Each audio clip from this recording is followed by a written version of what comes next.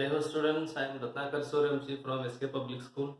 In the last session of the nationalism and imperialism, we have learnt the first important topic, that is about the Balkans, right? So what we have learned, let's highlight once again. See, in the first half of the 19th century, I told you that liberal democratic ideas were the base of the nationalism, but the base called liberal democratic ideals or ideas were completely departed from the nationalism in the last quarter or by the last quarter of the 19th century. Why I told you that? I told you that nationalism became a narrow creed with limited ends by the end or by the last quarter of the 19th century. And at that time, nationalist groups were intolerant of each other, and they were ever ready to go for war against one another.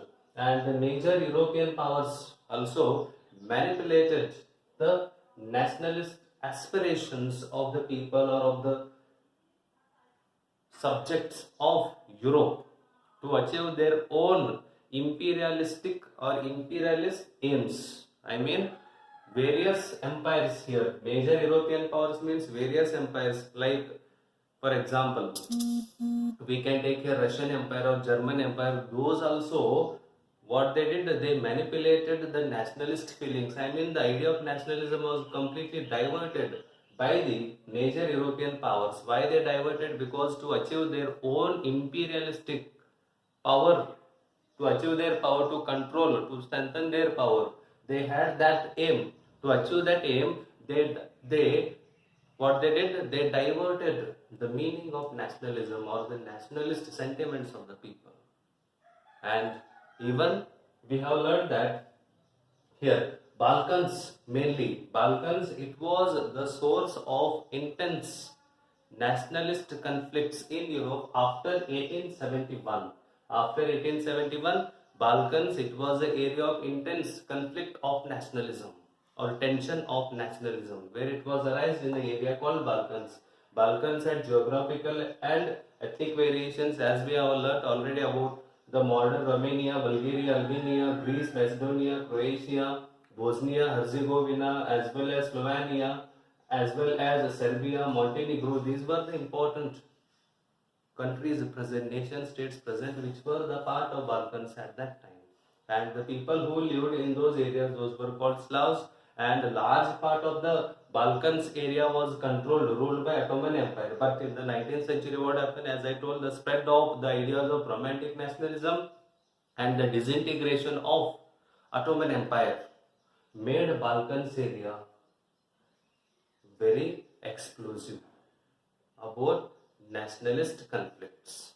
And as I told you, all through the 19th century, Ottoman Turks tried to strengthen their power through reforms, internal reforms, and through modernizing their administration, but they got very little success. And by that, gradually, one by one, nationalities, principalities, these areas began to claim their freedom, political rights, as well as independence. And they took the help of history to prove that once they had been independent, but gradually they went under the control, they were subjugated by the foreign powers like Ottoman Empire.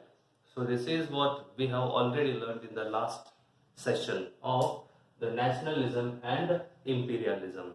Now we will continue. As the different nationalities struggle to define their identity and freedom, the Balkan area became an area of conflict. I mean, total tension was increased.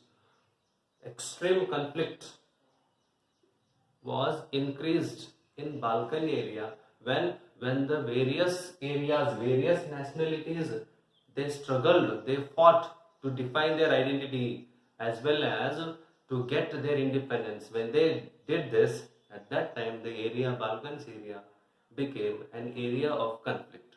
Balkan states were fiercely jealous. All these Balkan states were fiercely jealous of each other, and they hoped to gain more territory of each other at the cost of others, or at the expense of others. I mean, defeating the other areas and capturing those areas.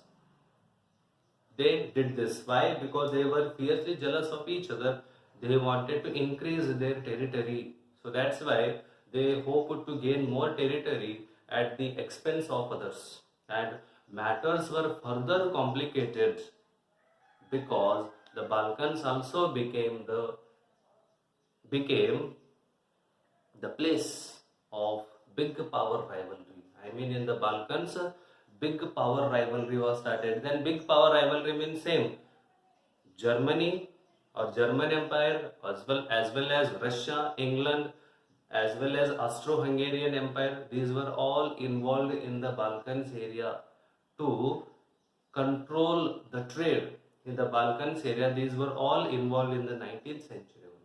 Because of this, already there was a tension about the nationalism, and these two involved in that. Because of this, what happened? The area become a source of intense tension about nationalism. So each powerful country or each big power of the Europe, like Germany, Russia, England, as well as Austro-Hungarian Empire, was keen on countering each other to hold their power, to control that area. Each, like for example, England, as well as Germany, as well as I told you, Russia, as well as Austro-Hungary, these were all very keen on countering the hold of each other. Why they were keen to counter? Why they were about to destroy the control of others or each other? Because they wanted to gain more control and they wanted to extend their own control over the Balkans area. Each, like Germany, Russia, England, and Austro-Hungary, they were destroying each other, defeating, fighting each other. Why? Because they wanted to control the Balkans area. They wanted to strengthen their power in the Balkans area, and this led a series of wars. Because of this, what happened? Each other fight. This led a series of wars. Then finally, the First World War. Finally, what happened? First World War. Finally, First World War started in 1940, which means Balkans problem. It is an immediate cause for the First World War. Balkans problem. It is an immediate cause for the First World War, which was started in 1914. When 1914, see, Europe faced a disaster only in 1914 because of the First World War. Europe experienced a disaster only in the 1914, which means that is World War. Why? Because nationalism aligned with imperialism. Nationalism linked with imperialism. Because of this, Europe faced a disaster in 1914. That disaster was First World War. And even see, at the same time, many countries in the world which had been considered by European or which had been colonized by European powers in the 19th century, they began to oppose the imperial domination. I mean, see, in the 19th century, what happened? See, the colonies or the areas of the various parts of the world which were colonized by European powers like England, Germany, or others like Austro-Hungary or Russian Empire.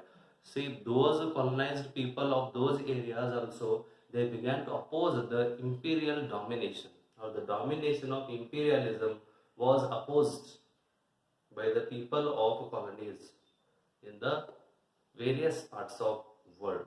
And the anti-imperial movement also developed by the nationalists in those colonies, in the sense that they all fought to form an independent nation states, and they inspired by a sense of collective unity. I mean, in various colonies, nationalists began to fight for what? For their independence, and they felt that they all fought for the independence, and even they felt that we belong to one country, we belong to one particular area, as well as even they were inspired by a sense of collective national unity. I mean, collective national unity. They wanted to be together.